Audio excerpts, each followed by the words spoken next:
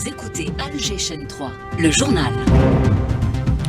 Bonsoir à tous, il est 19h avec vous, Nesrine Dahmoun pour ce journal. Et au sommaire de l'actualité de ce journal, le président de la République Abdelmadjid Tebboune a instruit le ministre des Affaires étrangères Ahmed Attaf de prendre attache avec ses homologues des pays impliqués dans le conflit au Congo et ceux en charge de la médiation.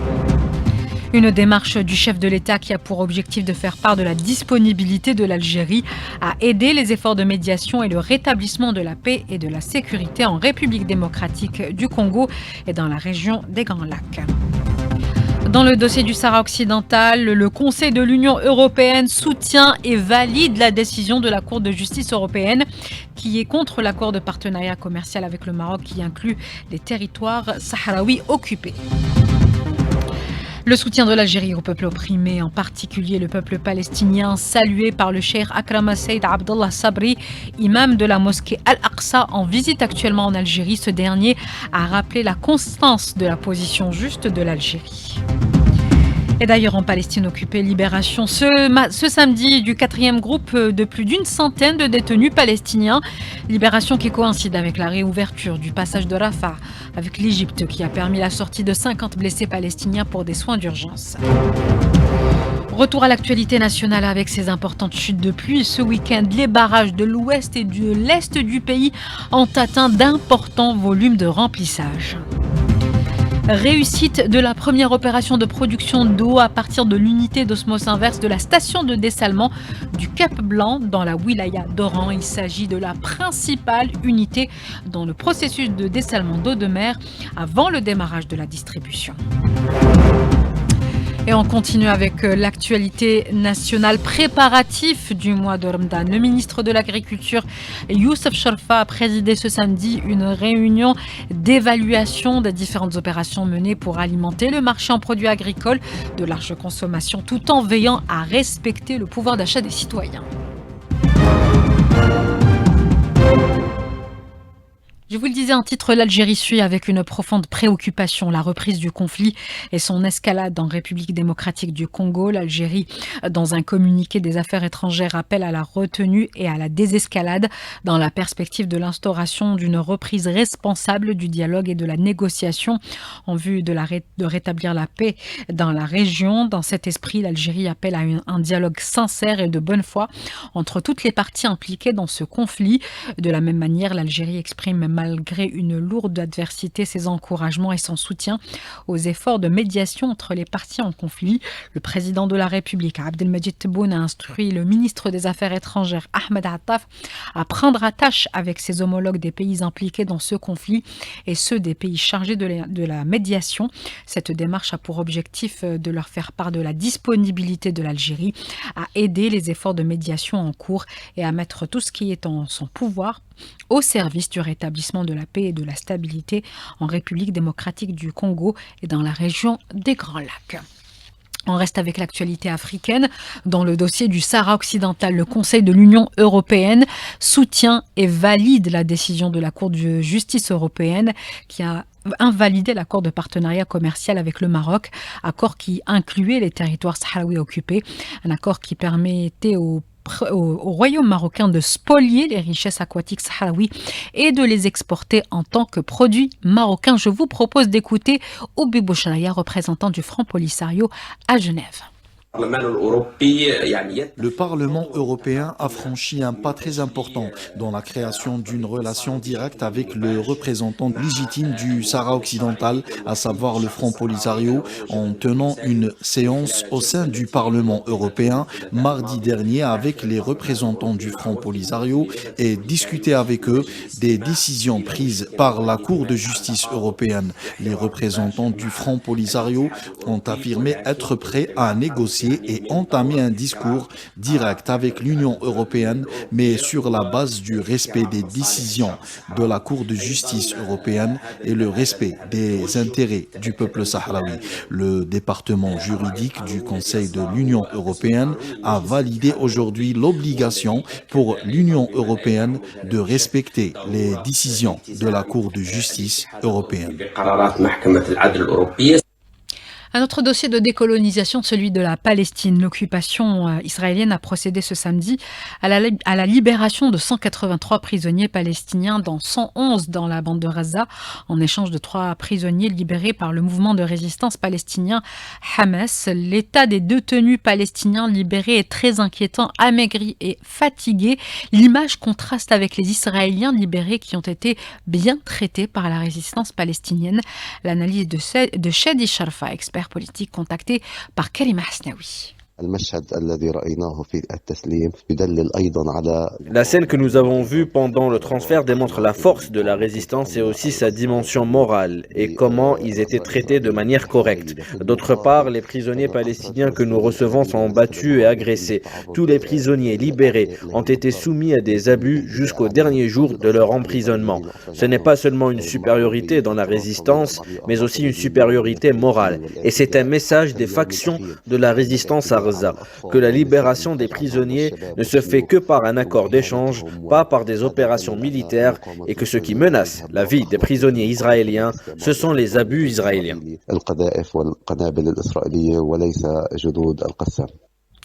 Toujours dans la bande de Gaza, le point de passage de Rafah, situé à l'extrême sud de la bande de Gaza, a été ouvert ce samedi pour la première fois depuis le mois de mai 2024, permettant le départ de 50 personnes blessées gravement vers l'Égypte pour y recevoir des soins d'urgence. Et lors d'une réunion au Caire, les ministres des Affaires étrangères d'Égypte, de Jordanie, des Émirats arabes unis, d'Arabie saoudite et du Qatar ont annoncé rejeter tout déplacement forcé de Palestiniens, toute atteinte aux droits inaliénables des Palestiniens, que ce soit par la colonisation, l'expulsion, la démolition de maisons, l'annexion, le dépeuplement par déplacement, transfert encouragé ou déracinement de leurs terres.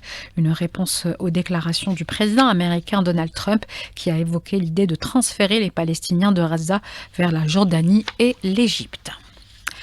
Retour à l'actualité nationale, le ministre des Moudjahidines et des Ayants droit, Laïd Erbiga, a reçu ce samedi le cheikh Akrama Saïd Abdallah Sabri, imam de la mosquée Al-Aqsa, et la délégation qui l'accompagne. À cette occasion, Laïd Erbiga a exprimé sa considération au peuple palestinien pour sa résistance face aux agressions flagrantes et au génocide continu dont il est victime, réaffirmant la position ferme de l'Algérie en faveur des causes justes, notamment la cause palestinienne, une position de l'Algérie saluée par l'imam de la mosquée El-Aqsa. C'est la 5e visite que j'effectue avec plaisir et honneur en Algérie, un pays frère, un pays fidèle et constant dans son soutien au dossier palestinien. Nous saluons la position constante de l'Algérie depuis 1948 jusqu'à aujourd'hui, qui n'a jamais été affectée par des éléments extérieurs. L'Algérie est restée toujours fidèle à ses principes, pas uniquement à la tête du pays, mais aussi le peuple. L'Algérie, par sa présidence, son gouvernement, son peuple et toutes ses composantes soutient la Palestine, Al-Quds et Al-Aqsa. Direction l'ouest du pays, réussite de la première opération de production d'eau à partir de l'unité d'osmose inverse de la station de dessalement de Cap Blanc dans la wilaya d'Oran.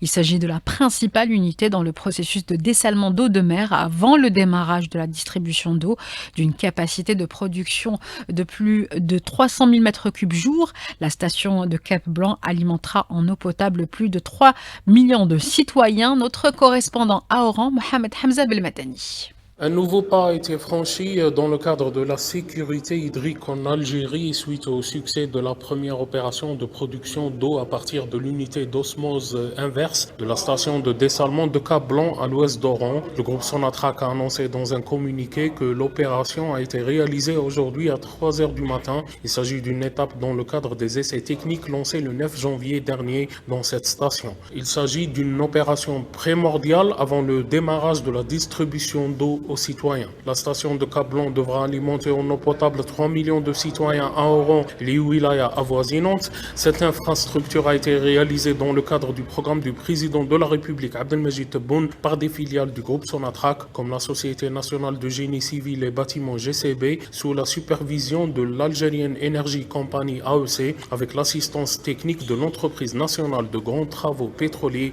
ONGTP. D'Oran, Mohamed Hamza Belmadani, Alger, Chan 3. Et toujours en matière de disponibilité de l'eau, les dernières pluies de cette fin de semaine ont été très bénéfiques pour l'agriculture et le remplissage des barrages, notamment dans la région ouest du pays. C'est le sujet de Smaïl Mimouni. Le retour des pluies depuis le début du mois de janvier a changé la donne de la situation pluviométrique. Plusieurs perturbations météorologiques qui ont généré des quantités appréciables de précipitations et ont augmenté les réserves d'eau des barrages. Mourad Ouglawan, coordinateur principal au sein de l'Agence nationale des barrages et des transferts. Pour la région ouest, oui, on a 2 barrages qui sont en pleine capacité. Il s'agit du barrage Brizina dans la wilaya d'Al Bayad avec un volume de 40 millions de mètres cubes. Un taux d'emplissage de 85%. Il y a l'autre barrage, Sadjof Torba, dans la zone de Bchar, avec un volume de 218 millions de mètres cubes, un taux d'emplissage de 88%. Pour la région Est, pratiquement tous les barrages de la wilaya de Djidjel sont en pleine capacité. Le barrage Kissi est à 59 millions, donc il est à 100%. Pour les météorologues, la situation climatique actuelle, jugée d'appréciable, notamment avec le retour des précipitations, permettra sans doute d'éloigner le risque de pénurie d'eau en 2025. Salah Abd Sahabi, expert international en climatologie. Cette série de dépressions atmosphériques accompagnées de nuages pluvieux observés naturellement pendant l'hiver va sans doute écarter le risque de pénurie d'eau et assurer avec aisance la disponibilité de cette ressource au cours de cette année. Il est par conséquent important d'instaurer une stratégie pour les transferts d'eau de barrage des régions suffisamment humides et pluvieuses pour que l'excédent des eaux mobilisées soit véhiculé vers les zones ayant connu un déficit pluviométrique en se basant sur les résultats des modèles de prévision climatique saisonnière. Une bonne stratégie de transfert d'eau des barrages vers les zones déficitaires en pluviométrie, la consommation d'eau avec modération, d'autres solutions pour préserver l'eau. Fermeture des marchés à bestiaux dans la wilaya d'Al Bayad pour limiter la propagation de la fièvre afteuse et permettre aux vétérinaires de vacciner le cheptel au niveau des foyers touchés. Je vous propose d'écouter le directeur des services agricoles de la wilaya d'Al Bayad, Abdelrahman Belghorbi. Il a été contacté par Djilali Woldsofrani. Le wali de la wilaya d'Al Bayad a pris une décision de la fermeture des marchés à bestiaux pour pouvoir limiter la propagation de la maladie et en même temps permettre aux services vétérinaires de prendre les dispositions pour vacciner le cheptel au niveau des foyers déclarés ou au niveau des foyers trouvés. Les marchés à bestiaux à ce moment sont fermés en attente d'une évolution positive de la situation de la maladie de la fièvre afteuse au niveau de la wilaya. En attendant de l'évolution de la maladie au niveau des wilayas mitoyennes qui vont permettre une prise de décision pour lever la décision de la fermeture des marchés à bestiaux à ce moment-là. En perspective du mois de Ramadan, le ministre de l'Agriculture, Youssef Chorfa, a présidé ce samedi une réunion d'évaluation des différentes opérations menées pour alimenter le marché en produits agricoles de large consommation. Cette réunion, qui s'est tenue en présence d'opérateurs du secteur, des directeurs centraux du ministère du Commerce, a permis de présenter un programme précis sur la disponibilité des viandes rouges et blanches, ainsi que les légumes et autres produits durant le mois de Ramadan, en adéquation avec le pouvoir d'achat des citoyens. Et toujours en perspective du mois de Ramadan, le ministre des Affaires religieuses et des Waqf, Youssef Belmehdi, a présidé ce samedi à Alger l'ouverture des travaux d'une conférence nationale des cadres du secteur pour préparer les activités du mois de Ramadan. Il est au micro de Smaïl Mimouni. Nous avons abordé 3 axes, le discours religieux, l'activité de la mosquée et la promotion de ce discours, ainsi que l'axe des médias et de la communication, notamment les réseaux sociaux, ainsi que l'axe de la numérisation et du développement du secteur qui est au service du citoyen. Tout cela en préparation pour le mois sacré. Nous en ferons un mois plein de coopération, de piété et de solidarité en orientant les fidèles des mosquées à faire du mois de Ramadan un mois de croyance, de culte et d'obéissance pour nourrir l'esprit et l'âme, et non pas un mois de consommation et de gaspillage seulement. Le mois du Ramadan est plutôt un mois de la cohésion entre nous et de la diffusion des bonnes valeurs et des principes de respect que nous avons hérités de nos aïeux.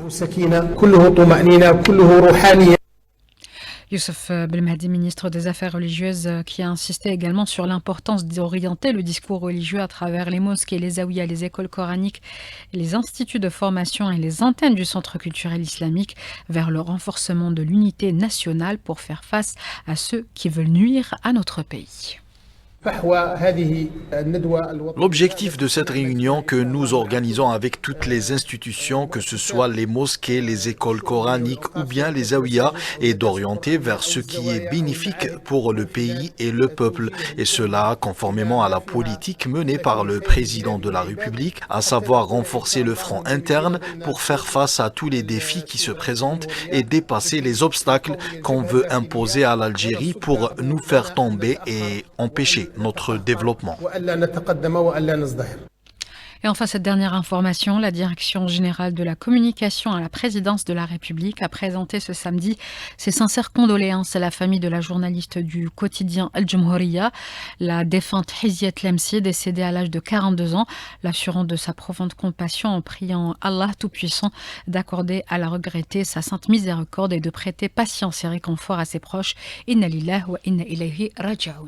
Il est 19h15 sur Al Chaîne 3. C'est la fin de ce journal réalisé par Hafid Medja, Yassine à la technique, Yassine également au streaming et Nesrine à la régie. Tout de suite, la météo avec Amine Mounira.